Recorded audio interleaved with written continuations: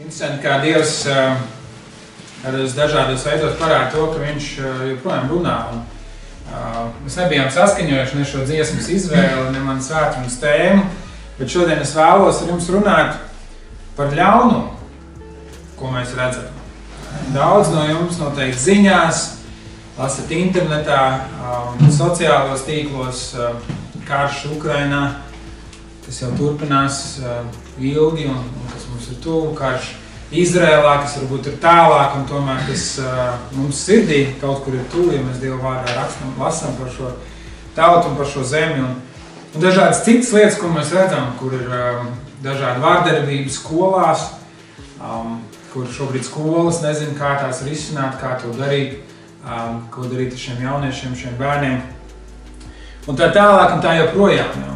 Un šodien es vēlos ar jums kopīgi skatīties to, ko darīt ar ļaunumu, ko mēs redzam pasaulē. Ko mums iesāk to, kad mēs lasām šīs lietas, varbūt, ka mēs piedzīvojam, varbūt, ka mēs esam liecinieki tajā. Un es gribu jūs iedrošināt šodien caur šo vārdu. Un tajā pat laikā es gribu jūs izaicināt. Zinot to, ka Dieva vārds aicina arī mūs kā draudz, kā Kristus draudz uz rīcību. Un ļausim, lai Dieva vārds mūs vada. Bet iesākumā es gribu izstāstīt kādu stāstu. Par stāstu, par sarunu starp studentiem un kādu profesoru. Un kādā universitātē, iespējams filozofijas lekcijā, šis profesors uzdod jautājumu, vai tiešām visu ir radījis Dievs. Un studenti, tā kā vairāk kāds samuls, kāds ne, bet tā kopējā noskaņa ir tāda, jā, Dievs ir radījis visu. Viņš pārjautā, vai tiešām visu? Un viņš saka, jā. Un tad profesors turpina un saka, ja Dievs patiešām radīja visu, tad mums ir jāatzīst, ka Dievs radīja arī ļaunumu. Jo mēs nevaram noliekt, ka tas eksistē. Un saskaņā ar to, ka tas, ko mēs radām, atspoguļo to, kas mēs esam, iznāk, ka Dievs ir ļauns. Izdzirdot šādu atbildi, studenti apklus un profesors jutās ļoti apmierināts ar to, ka bija pierādījis trūkumus kristīgajā ticībā. Viņš bija pierādījis trūkumus loģikā tam, ka mēs sakam, ka Dievs ir labs. Un te pēkšņi kāds students pacēla roku un jautāja, profesor, vai es drīkst uzdot jums jautājumu? Protams, atbildēja profesors. Šis students piecēlās, viņš saka, profesor, vai eksistē augstums?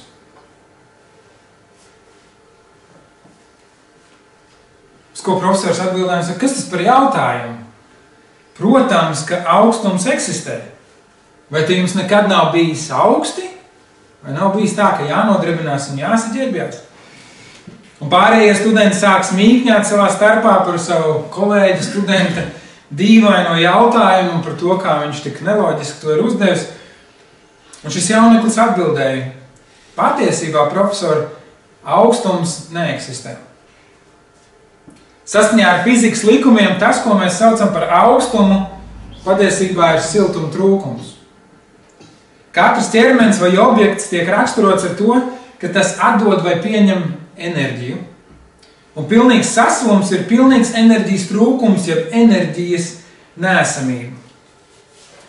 Visi procesi kļūst inerti un nekādas reakcijas pie šādas temperatūras nevar norisināties. Augstums neeksistē. Cilvēki ir izdomājuši šo vārdu augstums, lai aprakstītu to sajūtu, kas ir tad, kad nav siltums. To mums latviešiem der tagad atcerēties tūlīt ziemas sezonā.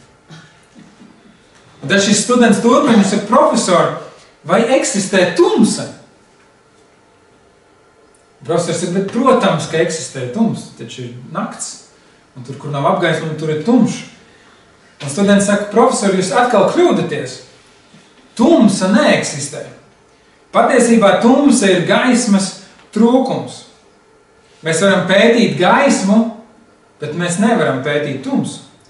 Piemēram, mēs varam izmantot Ņūtona prizmu, lai sadalītu balto gaismu daudzos komponentos un mērītu katras krāsas viļņa garumu, bet nav iespējams pētīt tumsu. Niecīgs gaismas stariņš iekļūst tumsas pasaulē un visu izgaismo. Vai ir iespējams izmērīt tumsas laukumu? Patiesībā tiek mērīts gaismas daudzums, vai ne tā? Tumsa atkal ir tikai termins, ko cilvēki ir izgudrojuši, lai raksturotu to, kad nav gaisma. Un es beidzot jauneklis jautā: profesori, vai eksistē ļaunums? Un profesors nedaudz samulsis, nedaudz dusmīgs atbild: protams, kā jau es teicu, mēs sastopamies ar ļaunumu katru dienu. Mēs redzam karus un cīņas, tas ir ikdienišs pierādījums cilvēces nežēlībai. Noziedzība un vardarbība notiek visā pasaulē. Un tas viss vienā vārdā tiek saukts par ļaunumu. Uz ko students atbildēja: profesori, arī ļaunums kā tāds neeksistē. Ļaunums ir Dieva klātbūtnes trūkums. Tas ir gluži tāpat kā austums un tumsa termins, kurš ir izdomāts, lai aprakstītu Dieva klātbūtnes trūkumu. Dievs neradīja ļaunumu. Ļaunums nav tas pats, kas ticība un mīlestība, kas eksistē gluži tāpat kā gaisma un siltums. Ļaunums ir rezultāts tam, ka cilvēks savā sirdī nenes mīlestību pret Dievu. Tas ir tāpat kā austums, kas raksturo siltumu, probūtni, vai tumsa, kas iestājas tad, kad nav gaismas. Profesors apsēdās. Ir kāda avota, kas apgalvo, ka jauno studentu sauc Alberts Einsteins. To nav iespējams pierādīt, ir tikpat daudz, kas par to strīdās, bet lai nu kā, šajā sarunā ir ļoti vērtīga atziņa, kas palīdz mums saprast, ko mēs varam darīt pasaulē, kurā ir ļaunums. Un es aicinu, ka šodien mēs varam ieskatīties tajā, ko saka raksti, un uz kuriem tie mūs aicina. Pirmajā Mūzes grāmatā, atverot Bībeli no paša sākuma, mēs lasām, ka Dievs rada pasauli. Un pēc katras dienas, kad viņš to rada, viņš kaut ko tajā ieliek, viņš saka, tas ir labs. Tas, ko Dievs rada, tas ir labs. Un radīdams cilvēku, viņš saka, tas ir ļoti labs. Dievs ir radījis visu, kas ir, un tas ir labs. No kurienes tad ir ļaunums? Jākab vēstulē 4. nodaļā, no 1. līdz 3. pantam mēs lasām, no kurienes kari un no kurienes cīņas jūsos? Vai ne no tieksmes pēc baudām, kas karo jūsu locekļos? Jūs iekārojat, bet neiegūstat. Jūs nogalināt un dagat skaudībā, bet nevarat sasniegt. Jūs cīnāties un kārojat, bet jūs neiegūstat tādēļ, ka nelūdzat. Jūs lūdzat, bet nesaņemat tādēļ, ka lūdzat aplami, lai tērētu savām baudām. Dieva vārds mums rāda to, ka ļaunums ienāk tad, kad mēs izstumjam Dievu un dzenamies pēc savām iekārēm. Un tas nav tikai par katru no mums atsevišķi, bet par sabiedrību kopumā. Ko tad izdarīja Ādams un Ieva Ēdens dārzā? Viņi izvēlējās ņemt no koka un ēst augli, ko Dievs bija noteicis, tev to nebūs darīt. Viņi izvēlējās darīt to, kas nav saskaņā ar Dievu. Viņi izvēlējās pateikt, Dievs, pagaidi. Šajā jautājumā stāvi malā, stāv pie ratiem. Un cik daudz reizes mēs, cilvēki savā dzīvē, rīkojamies tāpat? Es saku, Dievs, labi, es saprotu, tev ir viedoklis, es saprotu, ka tu esi kaut ko noteicis, tu esi kaut ko uzrakstījis, es saprotu, bet Dievs šajā jautājumā stāv malā. Un mums liekas, kas tad tur slikts?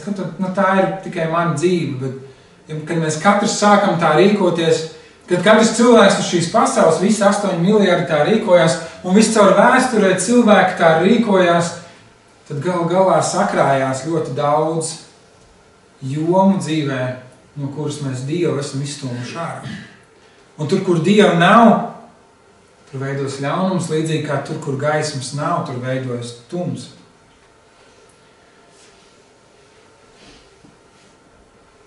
Kad Ādams un Ieva izvēlējās Dievu pastumt malā, viņi piedzīvoja ļaunumu. Viņi piedzīvoja kaunu, viņi piedzīvoja bailes, viņi piedzīvoja vainu un beigās viņi piedzīvoja arī nāvi. Piedzīvoja ļaunumu. Un ko mēs varam darīt? Kā mums cīnīties pret ļaunumu? Līdzīgi jautājumu kāds jauneklis uzdeva Jēzum. Viņš teica, ko man būs darīt? Marka evaņģēlija 10. nodaļā no 17. panta, kad viņš izgājis ceļa, viens pieskrēja un ceļos nometies viņu priekšā lūdza. Labais skolotāj, kas man jādara, lai es iemantotu mūžīgo dzīvību? Un Jēzus tam sacīja, kādēļ tu mani sauc par labu? Neviens nav labs kā vienīgi Dievs.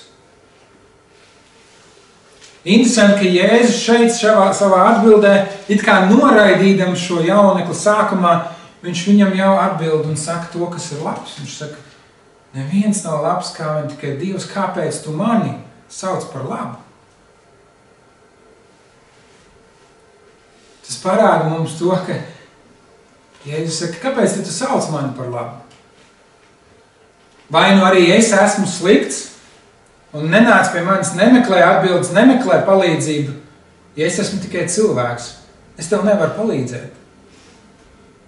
Vai arī tu tomēr redzi, ka es esmu labs, jo tikai vienīgi Dievs ir labs, un arī es esmu Dievs. Es un Tēvs, mēs esam viens.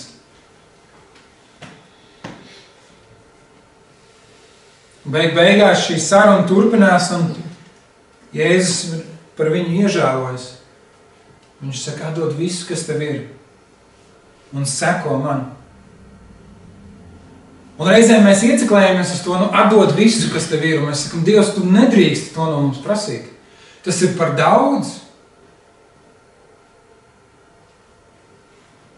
Bet nav jau runa par to, ka atdod visu.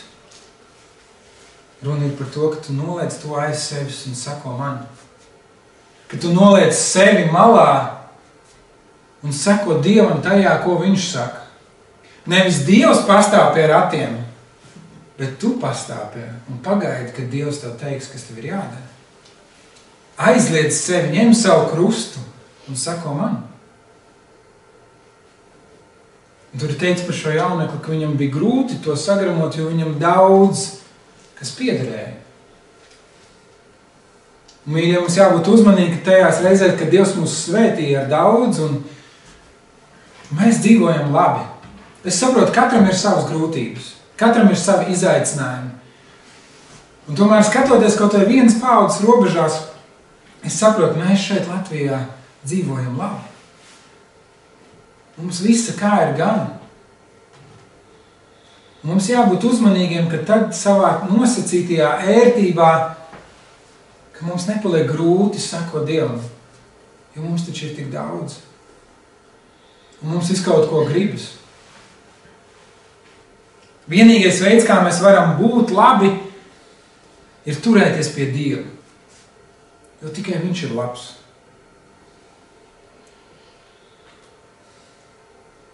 Viņš ir avots. Patiesība ir tāda, ka mēs sevī neko labu nespējam ģenerēt.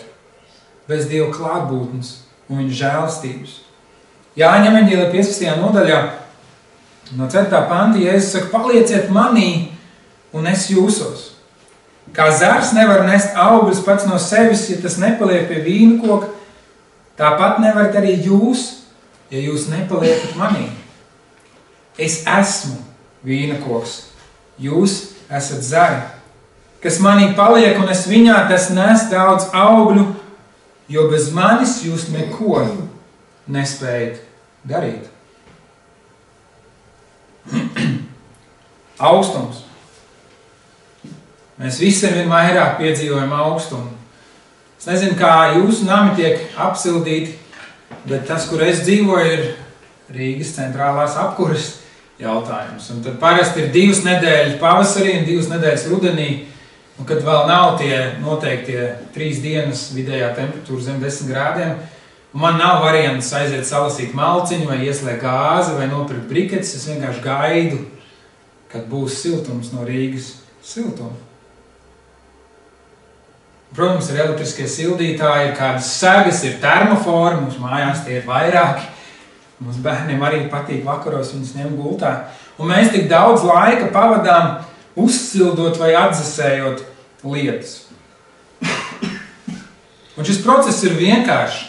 Ja mēs to saprotam ar šo temperatūru, domājam kā ar enerģiju, ko jau iepriekš dzirdējām šajā studentu sarunā ar profesoru. Bet galvenais princips, kas jāatcerās, ir tāds, ka siltuma enerģija vienmēr pārvietojas no karstas uz augstu. Vienmēr no karstas uz augstu. Un tas ir vieglāk, ja mēs atceramies, ka augstums ir siltuma trūkums. Augsts objekts nevar nodot enerģiju, kas tam nav.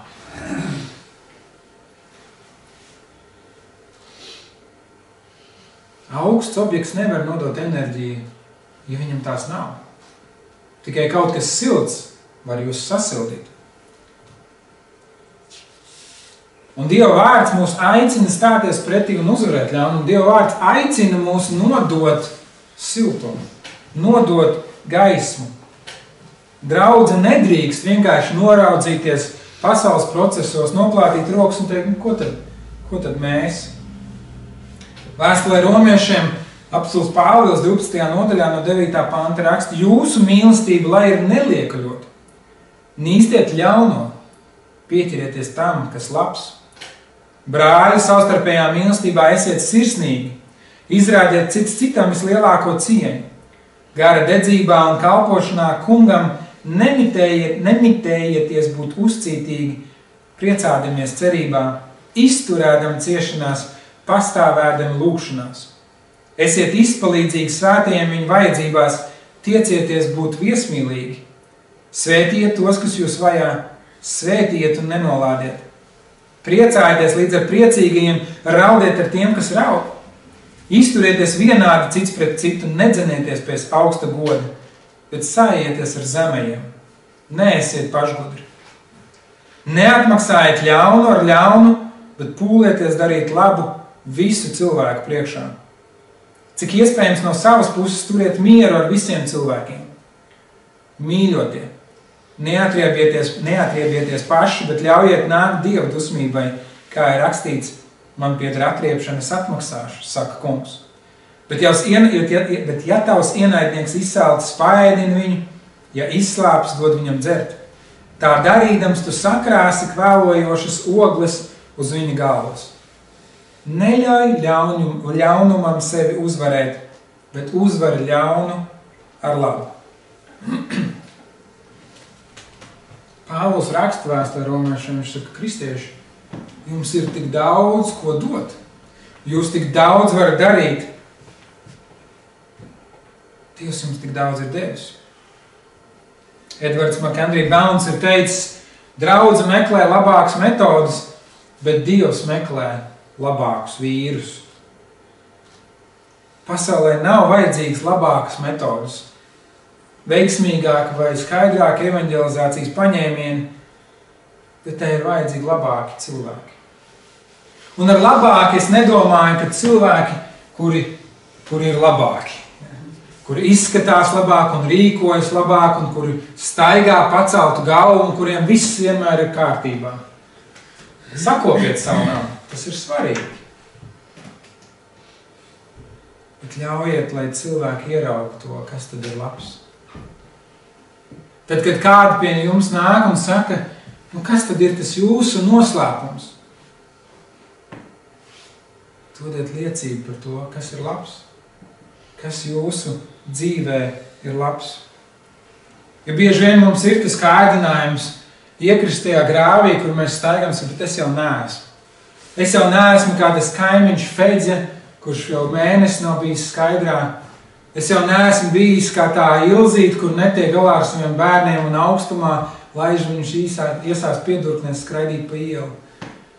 Es jau neesmu kā tas un kā tas. Tas nav tas, uz ko mēs, kristieši, esam aicināti.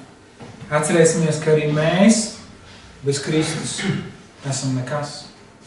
Arī mēs esam pazuduši, arī mēs esam tādi, kuri bez Kristus savā nevarēšanā sauc un ubago. Labs Dieva acīs ir tas, kurš dara to, kas ir debes Tēva prāts. Labs ir tāds, kurš ir savienots ar labā avotu, kurš mājo Dievā. Tāds, kurš Jāņa vārdiem, apostoļa Jāņa vārdiem, staigā gaismā. 1. Jāņa vēstule, 1. nodaļa no 5. panta, un šī ir vēsts, ko esam no viņa dzirdējuši un ko jums pasludinājam, ka Dievs ir gaisma un viņā nemaz nav tumsas. Ja mēs sakām, ka mums ir sadraudzība ar viņu, bet staigājam tumsā, tad mēs melojam un nedaram patiesību. Bet, ja mēs staigājam gaismā, kā viņš ir gaismā, tad mums ir sadraudzība citam ar citu, un viņa dēla Jēzus asins mūs šķīstī no visas apgrēcības. Ja sakām, ka mums nav grēka, tad maldinām sevi un patiesības nav mūsos. Ja atzīstamies savos grēkos, tad viņš ir uzticams un taisns un piedod mums mūsu grēkus un šķīstī mūs no visas netaisnības. Ja mēs sakām, ka neesam grēkojuši, tad padarām viņu par meli un viņa vārda nav mūsos. Padomājiet par to. Ja draudze sabiedrībā, pilsētā, ja kristieši savās dzīvesvietās, darbos ir redzami kā tādi, kuri nekad negrēko, kuri nekad nekļūdās. Ne tikai pasaule saka, ka mēs esam liekuļi un meļi, bet arī Dieva vārds tā saka. Ja mēs sakam, ka mēs negrēkojam, mēs melojam. Patiesības nav mūsos, bet tad, ja mēs atzīstamies, un tas ir tas, ko nozīmē staigāt gaismā. Gaismā staigāt nozīmē ļaut Dieva gaismai apspīdēt mūsu dzīves tumšākos nostūrus. Apzinoties, ka viņa žēlastība apklāja grēku daudzumu. Un reizēm mums ir grūti ļaut cilvēkiem to ieraudzīt. Reizēm mums liekas, bet kā, ja viņi redzēs, ka patiesībā arī es ar kaut ko savā dzīvē netiek galā, viņi negribēs mani uzklausīt. Patiesībā tieši otrādi, tad, kad viņi redz to tumsu savā dzīvē, viņi redz, ka tu ļauj Dieva gaismai apspīdēt savu tumsu, ka tu ļauj Dievam to mainīt, viņi ieraug cerību, ka arī viņa tumsā šī gaisma varētu atspīdēt. Reizēm mēs vērojam pasaulē notiekošo, mēs varam no tā secināt, ka pasaule ir augsta, tumša un ļauna. Un reizēm mūs var pārņemt izmisums, un mēs domājam, ko tad mēs varam darīt? Bet tas, ko mēs varam darīt, un tas, ko mums vajag darīt, ir staigāt gaismā. Liecināt par gaismu. Nest šo gaismu un siltumu. Tas, kas mums ir nepieciešams, ir būt patiesiem, atzīt savu grēku un savu kļūdu, nožēlot un no sirds censties sakot Dievam. Lai tad, kad cilvēki mums jautā, kur tad ir tavs Dievs, ja jau tāds ļaunums notiek apkārt, tu vari teikt, viņš ir šeit. Viņš ir šeit. Tas, ko mēs lasījām dievkalpojumu ievadā, kur Jēzus savā kalnu svētdienā saka, jūs esat pasaules gaisma. Nevis jums jābūt, bet jūs esat. Jūs spīdat. Jūs esat. Tad, kad jūs iziesiet šodien no šejienes ārā, jūs esat pasaules gaisma. Vai tā gaisma ir redzama tavā dzīvē? Vai tie apkārtējie cilvēki to redz? Vai limbaži redz šīs draudzes gaismu?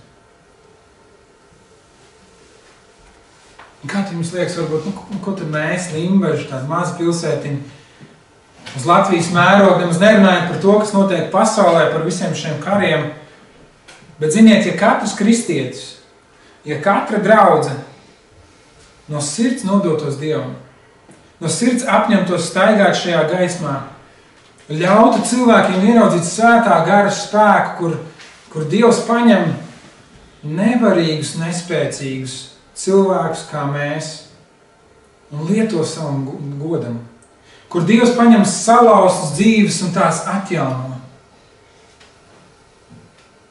ja visi sāktu staigāt gaismā, pasauli ieraudzītu. Un patiesībā mums jau nav alternatīvas. Nav citu ceļu. Dievam nav plāna B. Viņš ir izvēlējies savu draudzi kā instrumentu savas valstības paplašināšanai.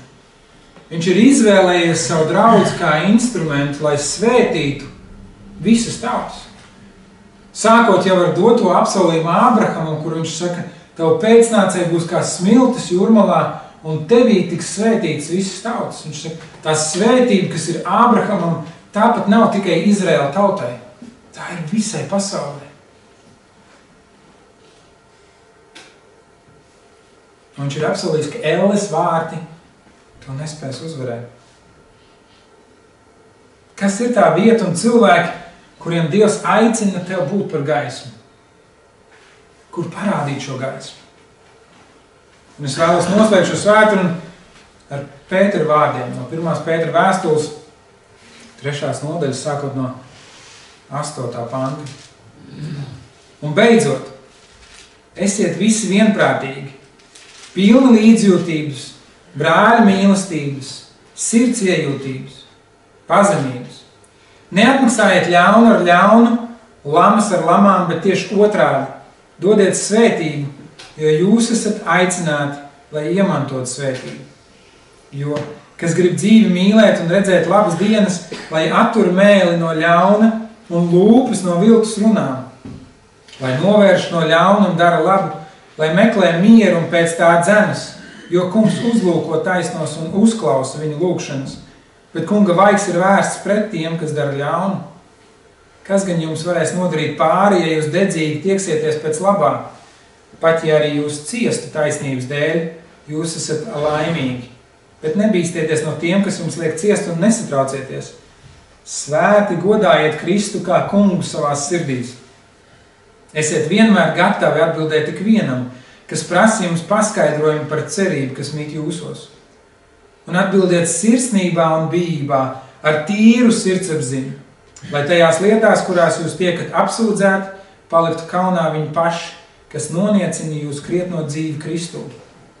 Jo labāk ir ciest darot labu, ja tāda ir Dieva griba, nevis darot ļaunu. Arī Kristus ir vienreiz pār visām reizēm grēka dēļ cietis, taisnais par netaisnajiem, lai jūs pievestu pie Dieva. Nonāvēts miesā, bet dzīves darīts garā, kurā viņš devās pasludināt arī tiem gariem, kas cietumā, kas nostdienās palika savā nepaklausībā. Tolaik Dievs ilgi un pacietīgi gaidīja, kamēr tika uzbūvēts šķirsts. Tajā tikai nedaudz, tas ir 8 dvēseles, Dievs izglāba caur ūdeni. Tas ir pirmtēls kristībai, kas tagad jūs glābi. Tā nav miesas netīruma mazgāšana, bet Dieva piesaukšana, lai gūtu skaidru sirdsapziņu caur Jēzus Kristus augšām celšanos, kas ir pie Dieva labās rokas pēc tam, kad viņš uzkāpis debesīs un viņam pakļaujas eņģeļi, varas un spēki.